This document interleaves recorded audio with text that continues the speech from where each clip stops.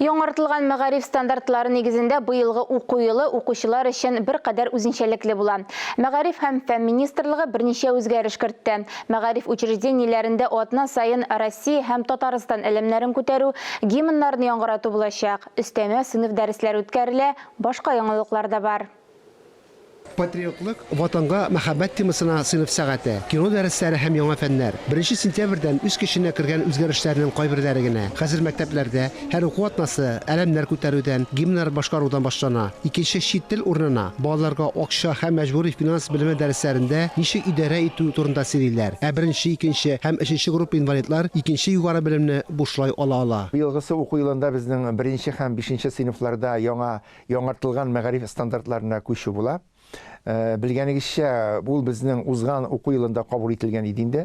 Без 50 мәктәптә бу стандартлар буенча эшне алып бардык. Хәзерге вакытта кадрлар әзерләнгән, укытучылар үзләренең квалификацияларын күтәрделәр.